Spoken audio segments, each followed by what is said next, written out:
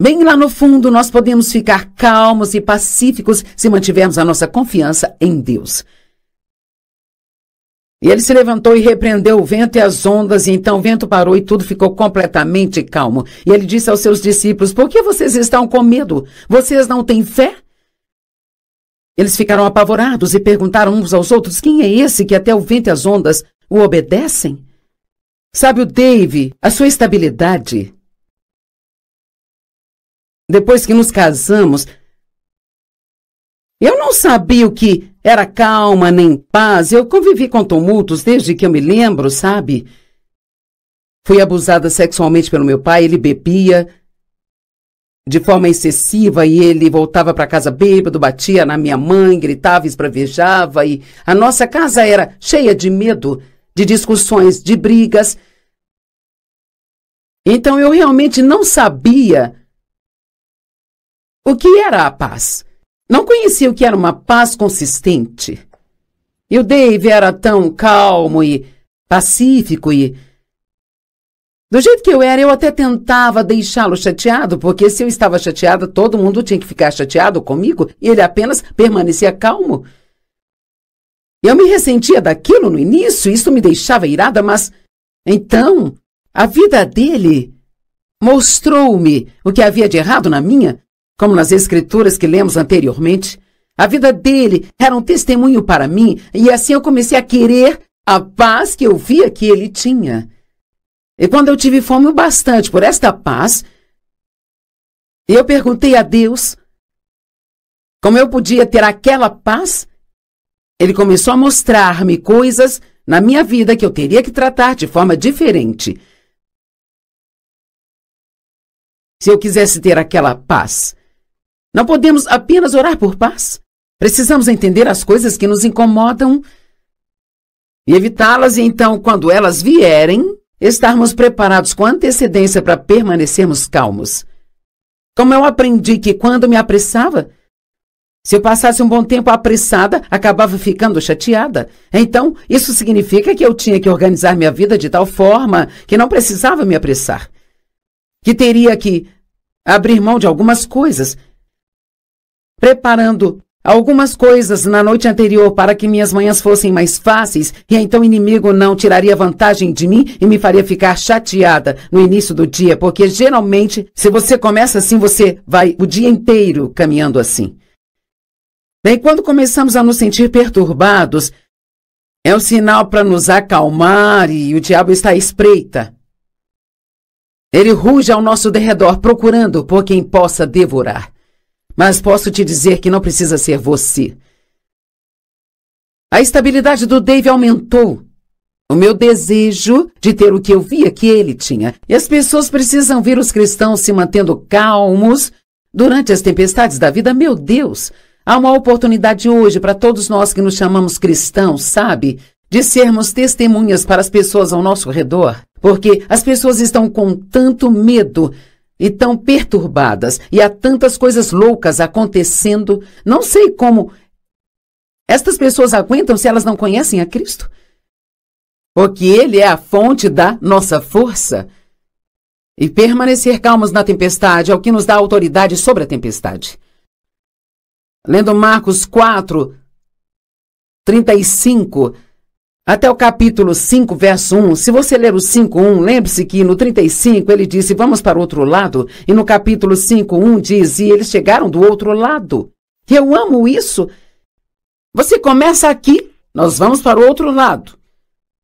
Mas, cara, no meio, e há sempre um meio, é onde o inimigo tenta te pegar, roubar a sua fé, fazê-lo desistir dos seus sonhos, fazê-lo acreditar que as suas orações não serão atendidas. Mas se você ficar calmo e firme, se ficar firme com Deus e continuar fazendo o que acredita que Deus quer que você faça, então você vai chegar no outro lado. E eu sei disso pela palavra de Deus e também pela minha própria vida. Provérbios 16:32 diz, melhor é uma pessoa paciente do que um guerreiro. Aquele com domínio próprio é melhor do que aquele que consegue tomar uma cidade inteira. Uau! Alguém que tem domínio próprio, que consegue controlar a si mesmo, que consegue controlar suas emoções. Isso não significa que você não as sinta, só significa que você não as deixa controlar sua vida. Essa pessoa é melhor do que alguém que consegue entrar e conquistar uma cidade inteira sozinha. Uma pessoa com domínio próprio é mais forte do que alguém que consegue tomar uma cidade. Uau! Isto é incrível! O que está acontecendo aí dentro? Você pode colocar um sorriso no rosto, não significa que não esteja chateado por dentro? Podemos dizer a todos que estamos bem? Mas não significa que não estamos vivendo numa zona de guerra em casa? Nós podemos fingir ter fé? Mas sabe, fingir, isso nunca impressiona Deus. Lembre-se disso sempre. Só a verdade te liberta. 1 Pedro 3, 13 e 4 diz, não permita o seu ser meramente adornado no exterior e elaborado com laço e nó nos cabelos ou usando joias com muitas roupas. E aqui não está dizendo que essas coisas estão erradas ou que não devemos nos cuidar e fazer o nosso melhor, mas diz, não deixe que essas sejam as únicas coisas com que você se preocupe, mas que seja o seu adorno interior, na beleza da pessoa oculta, do seu coração, com o incorruptível e inefável charme de um espírito pacífico e gentil. Uma calma atmosfera dentro de você. Aquele que não é ansioso ou forjado, mas é muito precioso aos olhos de Deus. Esta é uma escritura muito boa, sabe? Isto me leva cerca de apenas 1 hora. Se eu estiver em um dia em que eu preciso lavar o cabelo, pentear o cabelo, até eu tomar um banho, fazer minha maquiagem, arrumar meu cabelo, colocar minhas roupas e sair, isto leva cerca de 1 hora. Bem, eu faço isso todos os dias porque quero ficar bonita quando sair. Eu passo a mesma quantidade de tempo me preparando espiritualmente bem, graças a Deus, sim. Na verdade, eu gasto um pouco mais do que isso. Mas quantas pessoas passam essa hora olhando para o exterior, sabe? Mas elas não gastam nem 2 minutos tentando verificar se o seu coração está correto. Deixe-me dizer algo. Se você passar tempo com Deus todas as manhãs antes de fazer qualquer coisa, este é o mais sábio investimento de tempo que você pode fazer. Fale com Ele, sente-se calmamente em sua presença. Diga-lhe o que quer ou precisa. Gaste algum tempo estudando a sua palavra. Ouça um bom CD de mensagens. Me assista na televisão. Ponha a palavra de Deus em você. E assim então reacenda a si mesmo, trazendo à sua memória as coisas que Deus quer que você faça. Seja gentil, seja pacífico. Não fique ansioso ou preocupado, não se perturbe, nem fique tenso, mas relaxado. Pratique ficar relaxado por dentro. Você pode se sentar em uma cadeira e se permita relaxar. Pratique ser calmo, porque isso destrói o mal. Eu gosto disso. O diabo não vai saber o que fazer com você se você se mantiver calmo durante as tempestades da vida. Agora, 5 portas que são abertas por ficar perturbado. Uau! Bem, a primeira que eu tenho aqui é quando nossos planos não são bem-sucedidos. Todos vocês que planejam, cuidado, porque as coisas nem sempre vão funcionar do jeito que você planejou. Agora, eu acho que ter um bom plano é bom, mas precisamos sempre apresentar esse plano para Deus. Saiba que tudo está nas mãos dele. E até mesmo ore diariamente. Agora, Senhor, sabe, isto é o que eu planejei hoje, vou fazer isso e aquilo, mas se meus planos não derem certo, me ajude a ficar calmo e não ficar chateado. Planeje antecipadamente, se manter calmo, se as coisas não saírem do seu jeito. Faça isso quanto for necessário. Faça um plano e depois o entregue a Deus. Provérbios 16, verso 9 diz, a mente de um homem planeja o seu caminho, mas o Senhor é quem dirige os seus passos e o certifica. A segunda porta aberta é quando as outras pessoas não fazem o que é certo. Não te deixa muito irritado quando as pessoas que você ama e pode vê-las planejando e fazendo coisas estúpidas, tomando decisões ruins que você sabe que causarão problemas em suas vidas e simplesmente não te escutam? Bem, precisamos entender que todo mundo tem o direito de fazer suas próprias escolhas quando atingem uma certa idade e que às vezes a única maneira das pessoas aprender é fazendo e colhendo os resultados daquilo que fizeram.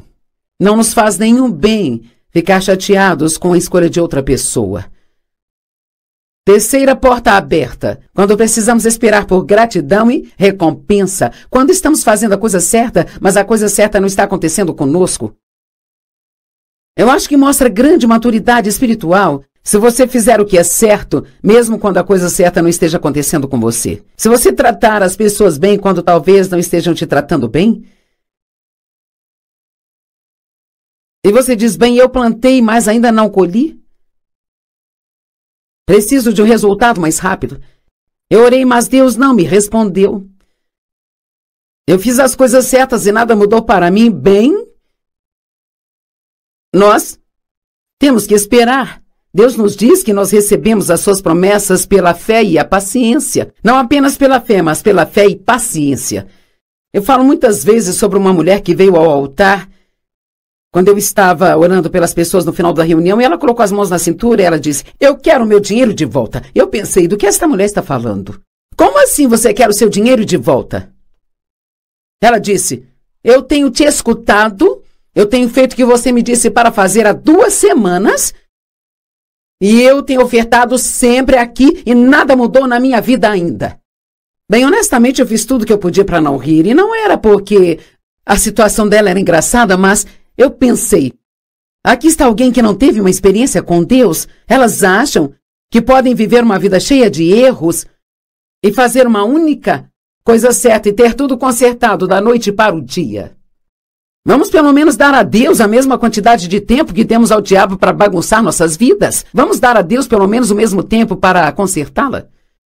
Sim, Deus poderia apenas, magicamente, sobrenaturalmente resolver nossos problemas, mas não é isso que vai acontecer. Ele vai nos acompanhar através de tudo e nos ensinar coisas, e Ele nos liberta, mas Ele faz de pouco a pouco. E a quinta porta é quando ficamos cansados e com a saúde ruim. E eu vou te dizer, se o inimigo quiser tirar vantagem de mim, muitas vezes eu tenho que tomar muito cuidado quando estou super cansada. Deixe-me perguntar a você. Você fica rabugento e ranzinza quando está cansado e não se sente bem? Por que achamos que temos licença para maltratar todo mundo só porque não nos sentimos bem? Às vezes é só o jeito que vemos as coisas.